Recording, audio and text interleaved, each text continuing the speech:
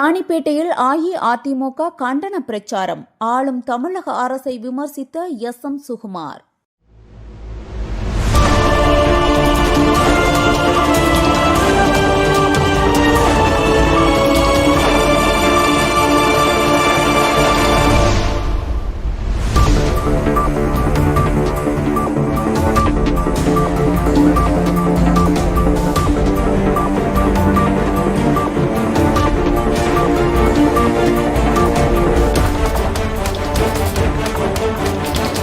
இந்த மாதிரி அரசாங்கம் நமக்கு தேவையா?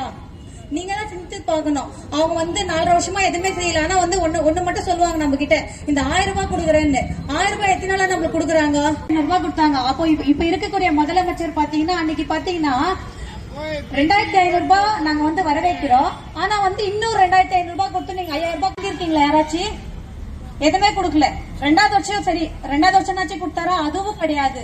அதுக்கு அடுத்தது 3வது வருஷம் பாத்தீங்கன்னா ஒரு 1000 ரூபாய் கொடுத்தாரு. என்ன கொடுத்தாரு? ஒரு 1000 ரூபாய் மட்டும் தான் கொடுத்தாரு. அதுக்கு அடுத்தது போன வருஷம் எதுவுமே கொடுக்கல. இப்ப 3000 ரூபாய் கொடுத்திருக்காங்க. எதுக்காக? நீங்க தான் யோசிக்கணும். எதுக்காக கொடுத்திருக்காங்க? எலெக்ஷன் வருது, நம்ம 3000 கொடுத்தோம் அப்படின்னு சொல்லிதான் நம்ம கிட்ட ஓட்டு கேட்பாங்க. அப்ப நீங்க சொல்லணும், நீங்க எங்ககிட்ட வாக்குறுதி கொடுத்தது என்ன? மாதந்தோறும் 1000 ரூபாய் கொடுக்குறேன். அப்ப மாதந்தோறும் 1000 ரூபாய் கொடுத்தா எவ்வளவு கொடுக்கணும்? நமக்கு 25000 ரூபாய் கொடுக்கணும். ஆனா நீங்க வாங்கிருக்கிறது போது நம்ம எந்த ஒரு கேள்வி யாருமே தைரியமா கேட்க மாட்டேன்றீங்க. ராணிப்பேட்டை பழைய பேருந்து நிலையம் அருகே அஇஅதிமுக சார்பில் கண்டன தெருமுனை பிரச்சாரம் நடைபெற்றது. மாவட்ட செயலாளர் எஸ்.எம். சுகுமார் தலைமையுரை ஆற்றி அரசின் செயல்பாடுகளை கடுமையாக விமர்சித்தார். மாவட்ட வர்த்தக அணி செயலாளர் சேதுராமன் ஜோதி, நகர செயலாளர் சந்தோஷ் முன்னிலை வகித்தனர். தொடர்ந்து ARS சேதுராமன் சிறப்புரை ஆற்றினார். கட்சி தொண்டர்கள் மற்றும் பொதுமக்கள் திரளாக கலந்து கொண்டனர். செய்தியாளர் செந்தில்குமார். பண்ணி அதை எடுத்துட்டு போய் கொடுப்பாங்க. ஆனா அந்த பால் தரும் கோகுல பசுவை தெய்வமாக மதிக்கின்ற நான் கேட்கின்றேன். நான் இந்த மாவட்ட அமைச்சரை பார்த்து கேட்கின்றேன், இதுவரை ராணிப்பேட்டை மாவட்டத்தில் பால்வள தொலை பதிவலர் அலுவலகம் கொண்டு வந்தீர்களா? எதுவுமே கொண்டு வரல. எதுவுமே கொண்டு வராம இருக்கக்கூடிய காந்தி அவர்களுக்கு நீங்கள் வாக்களித்து வைத்த என்றால் அந்த வாக்கள் வீணாக தான் போய்விடும். தயவு செஞ்சு நீங்க எல்லாமே சிந்தித்து பார்க்கணும். அதே மாதிரி பாத்தீங்கன்னா நம்ம பசங்களாம் அரசு அலுவலகத்துல படிக்கக்கூடிய பசங்களாம் பாத்தீங்கன்னா டாக்டர் ஆகணும்ன்றது அவங்களுடைய கனவு. ஆனா அந்த கனவை நனவாக்கி கொடுத்தவர் யார்? எடப்பாடி ஐயா அவர்கள் தான். 7.5% ஒதுக்கீடு தந்தவர் ஐயா எடப்பாடி அவர்கள். 7.5% பாத்தீங்கன்னா இன்னைக்கு 4000 பசங்க படிச்சு அவங்க எல்லாம் மருத்துவர் ஆகியிருக்காங்க. அன்னைக்கு பாத்தீங்கன்னா ஒரு கிராமத்துல அந்த வீடு குப்பன் வீடு சுப்பன் வீடுன்னு சொல்லுவாங்க. ஆனா இன்னைக்கு பாத்தீங்கன்னா அந்த வீடு எப்படி சொல்லுவாங்கன்னா டாக்டர் வீடு. அந்த டாக்டர் வீடுன்னு உருவாக்கி கொடுத்தவர் யார்? நம்ம ஐயா எடப்பாடியார் அவர்கள் தான். இன்னைக்கு வரைக்கும் யாராச்சும் செஞ்சிருக்காரா? எதுவுமே செய்யல. இங்க பாத்தீங்கன்னா இங்க ஒரு நகராட்சி சார்பா 4 நகரமன்ற உறுப்பினர் இருக்கிறாங்க. ஒரு மீட்டிங்கா எடுத்து சொல்றாங்க. ஆனா இன்னைக்கு வரைக்கும் அந்த வைன் ஷாப் அங்க அகற்ற இந்த ஆளுங்கட்சியால அகற்றவே முடியல. இன்னும் குறைஞ்சபட்சம் ஒரு 60 நாள் போச்சு. ஆட்சிக்கு வந்தவன்னா ஃபர்ஸ்ட் அந்த வைன் ஷாப் அகற்றுறது தான் கண்டிப்பா ஒரு வேலை. நீங்க அங்க போய் பாருங்க. ஆற்காடு இருந்தா பிரிட்ஜ் மேல யாரும் முதல்ல லெப்ட் சைட் பாருங்க. ஒரு காரி மேடைக்குது. காரி மேடையில உட்காந்து குடிக்கிறாங்க. பீச் மாதிரி குடிக்காரங்க. ஒரு நகரமன்ற கூட்டத்தில் இது வரைக்கும் குறைஞ்சபட்சம் சந்தோஷம் ஜோதி கவுன்சிலர் ஒரு 30 முறைக்கு மேல முறையிட்டு இருக்காங்க. இன்னைக்கு வரைக்கும் அது ஒரு நடவடிக்கை எடுத்து அதை அகற்றி வேணா ஒயின் ஷாப் நடத்தணும் ஆசைப்படுறீங்கன்னா வேற என்ன ஒரு ஊருக்கு மூலம் முடுக்கல ஓரமா இருப்ப போடும். இந்த மாதிரி பெண்கள் போயிட்டு காய்கறி வாங்குறதுனா ஆற்காடுக்கு போய் வரணும். சென்ட்ரான பிளேஸ்ல ஒரு ஆற்காடு பாலாத்துக்கறி ராணிப்பேட்டை பாலாத்துக்கறியில போட்டினாக்கா பாட்டிலும் அந்த பிளாஸ்டிக் பேப்பர் தாங்க இது. இன்னைக்கு வரைக்கும் அது குறைஞ்சபட்சம் ஒரு 3 வருஷமா இவங்க போராடிங்கிறாங்க. ஆனா நகரமன்ற தலைவரும் சரி, அது எஸ்பி ஆபீஸ்ல கம்ப்ளைண்ட் கொடுத்தாச்சு, கலெக்டர் கிட்ட கம்ப்ளைண்ட் கொடுத்தாச்சு. இன்னைக்கு வரைக்கும் யாரும் ஒரு நடவடிக்கை கூட எடுக்கல. அதே மாதிரி பாத்தீங்கன்னா இப்ப வார்டுல நகரத்துல பாத்தீங்கன்னா அங்கங்க ஜரூரா ரோடு போட்டுங்கிறாங்க. இத்தனை நாளா போடவே இல்லை. இப்ப போட்டுங்கிறாங்க. எதுக்குனாக்கா இந்த ஒரு மாசத்துக்கு எலெக்ஷன் வருது. அந்த ஒரு எலெக்ஷன் வச்சு மக்கள் கிட்ட ஓட்டு வாங்கறதுக்காக தான் நினைக்கிறாங்க. ஆனாக்கா ஏமாந்தாருங்க. ரோடு இவங்க போறதுன்னா ஃபர்ஸ்டே போட்டுக்கலாம். ஆனாக்கா இப்ப லாஸ்ட்ல போட்டு பேர் வாங்கி பொதுமக்களை ஏமாத்தி ஓட்டு வாங்கறதுக்காக தான். அதே மாதிரி பாத்தீங்கன்னா நகரத்துல முத்துகருக்கு இந்த பைப் ஜெயநேட்டர் பாத்துருப்பீங்க. ஒரு வண்டி எதிரில் போச்சா ஒரு வண்டி எதிரில் வர முடியாது. இங்க அமைச்சர் இருக்கிறாரு. அமைச்சர் 40 முறை போறாரு. ஆனா அவரு அங்க வந்து டிராபிக்ல வண்டி போவாங்க 10 நிமிஷம் நின்று போறாரு. அவரு ஒரு சிந்திக்க மாட்டாரு. அந்த இது வந்து ஐவேஸ்ன்றாங்க. அந்த ஐவேஸ்ல இருக்கிற அந்த எஸ்டிஓ ஏஇ எஸ்சிக்கெல்லாம் ஒரு சிந்தனைக்குதா இல்ல அவங்க படிச்சுட்டு வந்தாங்களா இல்ல உண்மையில மாடு மேய்ச்சிட்டு வந்தாங்களான்னு தெரியல. ஒரு வண்டி போச்சுன்னா இன்னொரு வண்டி ஒரு போகணும், ஒரு ஆம்புலன்ஸ் போகணும், ஒரு அர்ஜென்ட்டுக்கு ஒரு பால் வண்டி போகணும். ஒரு வண்டி போச்சுன்னா எதுல ஒரு வண்டி வர முடியாது. கடைக்காரங்க எல்லாம் பார்க்கும்போது அவங்க வந்து வியாபாரம் பண்றது வண்டி வந்து லெப்ட் ரைட்டு நிக்க வச்சுக்கிறாங்க. ஒரு பக்கம் நின்னா இன்னொரு வண்டி எது வண்டி போக முடியாது. அதே மாதிரி முத்துக்கல்ல இருந்து அந்த நவல்புரி லாஸ்ட் வரைக்கும் போகவே முடியாது. டிவைடர் போட்டாங்க. அதுவும் இன்னைக்கு பெண்களுக்கு பாதுகாப்பு இல்ல, மாணவர்களுக்கு வந்து இந்த கஞ்சாக்கு அடிமை.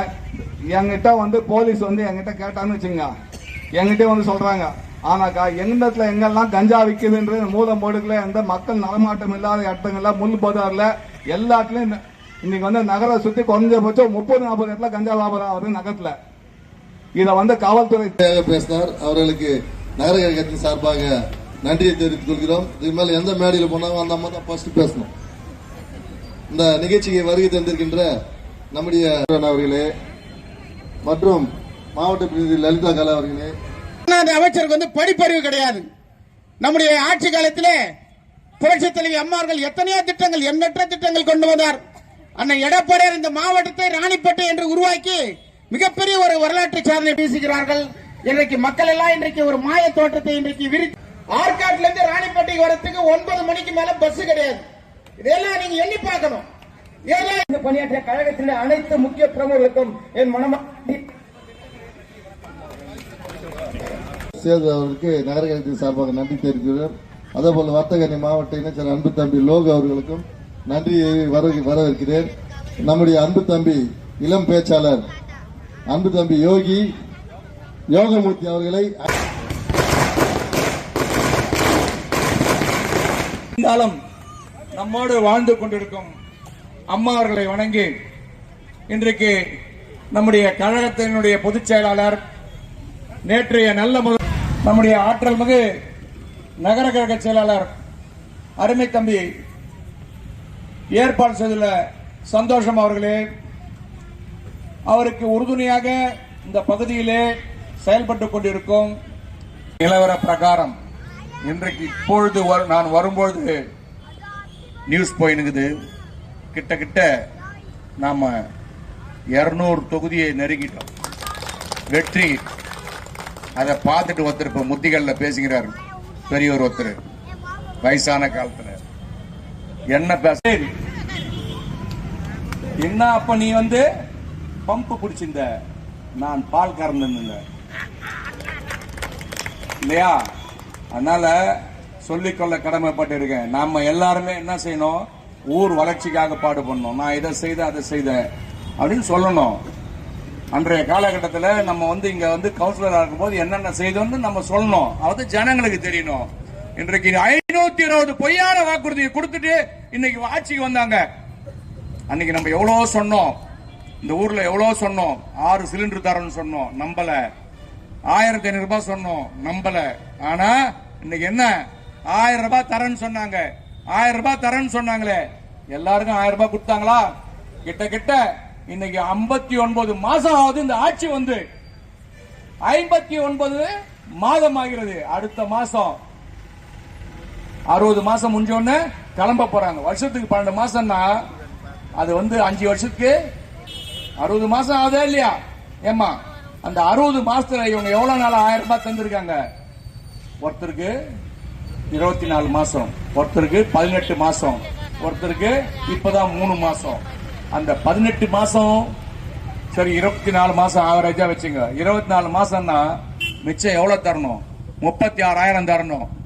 என்ன இவங்க வீட்டு பணமா கொடுக்க போறாங்க? நம்ம கட்டுற வரி, நம்ம கட்டுற வீட்டு வரி, நம்ம கட்டுற குழா வரி, நம்ம கட்டுற கரண்ட் பில்லு, இததான் கொடுக்க போறாங்க. நாளைக்கு நம்ம ஆட்சி வந்தாலும் நீங்க கட்டுற வரியில தான் நம்ம கட்ட போறோம். ஆனா நீங்க நல்லா சிந்திச்சு பாருங்க. 4.5 ஆண்டு கொரோனா நேரம், கொரோனா நேரத்தில் ஆட்சிக்கு வந்தாரு எடப்பாடியாரு. என்ன பண்ணாரு? ஏன்னா வரி ஒதுக்கினாரா, இல்ல பால் விலை ஏறிச்சா, இல்ல எந்த வீட்டு வரி ஏறிச்சா? ஒண்ணுமே ஏறல. நல்லா யோசனை பண்ணுங்க பெண்ணுங்கள். அந்த நேரத்தில் ஆட்சி புரிந்து அந்த கஷ்டமான நேரத்தில் கூட நம்ம எல்லாம் வீட்டுல அங்கங்க வந்து வீட்டை விட்டு வெளியே வரல. அந்த மாதிரி நேரத்தில் 2000 ரூபாய் கொடுத்தாரு. அதுக்கப்புறமா பொங்கலுக்கு 2000 ரூபாய் கொடுத்தாரு. இந்த 1000 ரூபாய் கொடுக்குறன்னு ஏமாத்துறதுனால நமக்கு எவ்வளவு பாக்கி வச்சுக்கணும் பெண்கள். அது மட்டும் இல்ல, ஐயா எடப்பாடியார் 2500 ரூபாய் கொடுத்தாரு. எப்போ? பொங்கலுக்கு. ஒரு சம்பளம் பேசுறப்பா, ஒரு சம்பளம் பேசுற, வர வர சம்பளம் ஏறுமா இறங்குமா? ஏறும். அப்ப நீ 2000 ரூபாய் கொடுத்தாரு பொங்கலுக்கு. பொங்கலுக்கு 2000 ரூபாய் கொடுத்தாரு. இவர் வந்து என்ன பண்ணாரு? 1000 ரூபாய் ஆக்கினாரு. அது மட்டும் இல்ல, ஒழுகுற வெள்ளம் கொடுத்தாரு இல்லையா? ஏதோ பப்ளி விதை கூட கொடுத்தாங்கன்னு சொன்னாங்க. அது உண்மையா பொய்யான்னு தெரியல, வாங்கினவங்க தான் தெரியும். அந்த மாதிரி நேரத்தில் கம்முன்னு போகுது. ஆட்சி வர போறதுக்கு என்ன வரும்? நம்ம வீடு குத்துனோம்னா என்ன பண்ணோம்? பசுமாடு வரும். நம்ம ஆட்சிக்கு வர போறோம், பசுமாடு போகுது. இந்த மாதிரி நேரத்தில் இவங்க 1000 ரூபாய் கொடுத்தாங்க. இறக்கிறதுக்கு முன்னே என்ன பண்ணுவாங்க? பொண்ணு புள்ளெல்லாம் கூப்பிடுவாங்க. கூப்பிட்டு இந்த மாதிரி நமக்கு வந்து இந்த அண்ணங்கிறாருன்னு வச்சுக்க, இவர் என்ன குமர அண்ணன் நமக்கு ஒரு 10,000 ரூபாய் கொடுக்கணும்பா, மறந்துட்டு போற, அதை வாங்கி தங்கச்சிக்கு அக்காக்கு எல்லாம் கொடுத்துட்டு நீ கொஞ்சம் எடுத்துக்கோன்னு சொல்லுவார். சொல்லணும்னா என்ன ஆகும்? இவர் ஏமாத்திடுவார். அதனால சொல்லுவாங்களே இல்ல, வயசான காலத்துல கடைசி நேரத்தில் சொல்லிட்டு போவாங்க போகும்போது. ஆனா இவன் போகும்போது என்ன பண்றான்? ஒரு 3000 ரூபாய் விடுறான். போறான் இல்லையா, இழுத்துன்னு போகும்போது ஒரு 3000 ரூபாய் கொடுத்துட்டு போறான் கையில கிட்ட. இந்த 3, இந்த ஒரு 1000, 4000 நமக்கு ஐயா எடப்பாடியார் கொடுத்த மாதிரி 5 பொங்கல் பூச்சி. 5 பொங்கல் போனதுக்கு எவ்வளவு கொடுத்துருக்கணும்? 12,500 ரூபாய் கொடுத்துருக்கணும். அந்த 12,500 ரூபாயில 4000 ரூபாய் கழிச்சா எவ்வளவு நமக்கு பாக்கி? 8000. இது 8000, இது ஒரு 36,000, 44,000 பாக்கி. அக்கா, உன் பேரு என்னக்கா? கிருஷ்ணவேணி அக்கா. நீ நல்லா கவனம் வச்சுக்கோ. நீ வந்து இது வரைக்கும் 6 முறை ஏமாந்து போட்டுட்டு இருப்ப ஓட்டு. நீ இருந்தாலும் நம்ம கட்சிக்காரா 6 முறை உங்க பக்கத்துல இருக்கிறவங்க ஏமாந்து போட்டுட்டு இருப்பாங்க. இப்ப வருவார், தள்ளாடின்னு வருவார். வந்த உடனே கொஞ்சம் இறங்குன்னு சொல்லு. சரி, நீ இன்னும் ஆழம் கிடைக்கிறாங்கட்டு நீ இறங்குவாரு. இறங்கின உடனே நீ என்ன பண்ணு? ஐயா, இந்த 44,000 கொடுத்துட்டு 44,500 ரூபாய் கொடுத்துட்டு ஓட்டு கேளு. உனக்கு நான் ஓட்டு போறேன்னு சொல்லு. அண்ணா திமுக காரங்க அவங்க உட்காந்துக்கிறாங்க. யாருன்னா பாக்கியா? சொன்னது ஏதாவது விட்டாங்களா? கிடையாது. புரட்சி தலைவி அம்மா தாலிக்கு தங்கம் கொடுத்தாங்களே இல்லையா? அப்ப என்ன ஓட்டு கேட்கும் போது அந்த அம்மா நான் தங்கம் கொடுக்குறேன்னு சொல்லிச்சா? சொல்லல. புண்ணியவாதி கஷ்டத்தை பார்த்து தங்கத்தை கொடுத்துச்சு. அதுக்கப்புறமா கிராமத்துக்கு எல்லாம் ஆடு கொடுத்தாங்க, மாடு கொடுத்தாங்க, மாட்டுக்கு வெக்கிலும் கொடுத்தாங்க. படிக்கிற பிள்ளைங்களுக்கு 10வது படிக்கிற பிள்ளைக்கு லேப்டாப் கொடுத்தாங்க. லேப்டாப் கொடுத்தாங்களே இல்லையா? இப்ப இவங்க என்ன பண்றாங்க? எல்லாம் முடிச்சுட்டு போகும்போது அந்த டிகிரி படிக்கும் போது, எப்போ 3வது வருஷம் முடிக்கிறான் பாரு, அவன் ஓட்டு போடுவான்னு சொல்லிட்டு அம்மா வந்து ஓட்டு இல்லாதவங்களுக்கு கொடுத்தாங்க. 10வது படிக்கிறவங்களுக்கு அவங்க 5 வருஷம் படிக்கிற வரைக்கும் அந்த லேப்டாப் அடிச்சு எல்லாத்தையும் கத்துக்கினாங்க. ஆனா வேலைக்கு போகும்போது லேப்டாப் தராங்க. அவன் என்ன பண்றான்? சும்மா வந்து தானே 10,000 12,000 விற்கிறான். நியாயமா? ஏன்னா அவனுக்கு ஓட்டுக்குதான். 10வது படிக்கிற பிள்ளை இங்க இருக்கிறாங்களே, இந்த புனித அம்மா வந்து 10வது படிக்கும் போது அந்த அம்மாவுக்கு லேப்டாப் கொடுத்தாங்க, சைக்கிள் கொடுத்தாங்க. ஏரிக்கார மேலேயே ஓட்டி போச்சு. அந்த லேப்டாப் வீட்டுல அச்சு பார்த்துச்சு. அதுக்கப்புறமா டிகிரி பயமா இருக்குது நம்மளுக்கு. மாணவரி டிகிரி வாங்கிக்குது, பிஹெச்டி. இன்னைக்கு அந்த அம்மா ஊன்னு சொன்னா நாளைக்கே வந்து V8ல வேலை வாங்கி கொடுப்பேன் நான். அது ஒரே புடிவாதமா நான் கவுன்சிலர் ஆஃப் த சரின்னு முடிவா இருக்குது. சரி, அந்த மாதிரி இன்னைக்கு அந்த டிகிரி வாங்குறது போயிட்டு லேப்டாப் ஏதாவது யூஸ் இருக்குதாமா? ஒரு யூஸும் கிடையாது. நேரம் அவன் கம்பெனிக்கு போனா அவன் கம்பெனில இருக்கிறது முதலாளி கொடுக்க போறான். லேப்டாப் கம்பெனில இருக்கிறது. ஏன்னா கம்பெனில லேப்டாப் இருந்தா கணக்கு போட்டு அடிச்சுட்டு அங்கேயே விட்டு வரணும். நம்ம லேப்டாப் இருந்தா அவங்க கணக்கெல்லாம் வீட்டுக்கு தந்துடும் இல்லையா? அந்த கம்பெனிக்காரன் கணக்கெல்லாம் நம்ம வீட்டுக்கு தந்துடும். அதனால நம்ம லேப்டாப் எடுத்துன்னு அங்க யூஸ் பண்ணவே ஒத்துக்க மாட்டாங்க. ஒத்துக்குவாங்களாமா? ஒத்துக்க மாட்டாங்க. அது மட்டும் இல்ல, இன்னைக்கு ஐயா எடப்பாடியாரு 2000 ரூபாய் தர நினைக்கிறார். அந்த 2000 ரூபாய் எப்படி வரப்போகுது? கார்டு வச்சுக்கிறவங்களுக்கு. எந்த கார்டு? அரிசி கார்டு, ரேஷன் கார்டு இருக்கிறவங்களுக்கு 2000 ரூபாய். அதுவும் எப்படி? நேரடியா உங்க கணக்குல. ஆனா இவன் என்ன பண்றான்? கையில கொடுக்குறானா என்னன்னு தெரியல. அந்த 1000 ரூபாய் கையில கொடுக்குறாங்க, பேங்க்ல தராங்க. ஆனா 2000 ரூபாய் சரி 2000 ரூபாய். ஏங்க உனக்கு இப்போ மருமக்கு தான் உன் பிள்ளை கல்யாணம் பண்ணிட்டியா, நீ உடனே என்ன பண்ணு, மருமகளுக்கு தனி குத்தனை வச்சிரு, அதுக்கு ஒரு கார்டு வாங்கி கொடு, அதுக்கு 2000 தனி. யாராவது கார்டு வச்சிருக்காங்களோ அதுக்கு 2000 ரூபாய் தனி. அதனால இதெல்லாம் சிந்தனை பண்றாரு. அது மட்டும் இல்ல, இன்னைக்கு பஸ்ல நீங்க எல்லாம் பெண்கள் போனா இலவசம் சொல்றாங்க இல்லையா? ஆனா ஐயா எடப்பாடியார் வந்தவங்க உன்னோட உன்னுடைய கணவனையும் அழைத்து செல்லலாம், அப்படி குடும்பத்தோடு போலாம். இல்லை என்னால் கணவனை விட்டு போனால் அவர் கடைக்கு போகிறார். கடைக்கு போறாரா இல்லையா? கடைக்கு போனா என்ன பண்றாரு? அதனால நீங்க குடும்பத்தோடு வெளியே போலாம், குடும்பத்தோடு வீட்டில் இருக்கலாம். அதெல்லாம் திங்க் பண்ணி அவரு 2 பேருக்குமே. அது மட்டும் இல்ல, கல்யாணம் பண்ற பெண்களுக்கு தாலிக்கு தங்கம், பட்டு புடவை, பட்டு வேஷ்டி, பட்டு புடவை, பட்டு வேஷ்டி. சரி, எல்லாம் கல்யாணம் ஆகிற பிள்ளைங்க கொடுக்குறீங்க, எங்களுக்கு என்னன்னு நீங்க கேட்பீங்க. உங்களை போற பெண்களுக்கு கட்டாயம் தீபாவளிக்கு பட்டு புடவை. சொன்னதை செய்யக்கூடிய ஒரே அற்புதமான தலைவன் ஐயா எடப்பாடியார்.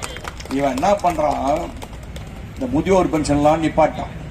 இந்த முதியோர் பென்ஷன்லாம் நிப்பாட்டிட்டு திருப்பி போய் கேட்டா அவன் என்ன பண்றான், எழுதுறவன் அவன் 10,000 ரூபாய் கேட்கறான், அதை எழுதி கொடுக்குறவன் 10,000 ரூபாய் கொடுத்து கேட்கறான்.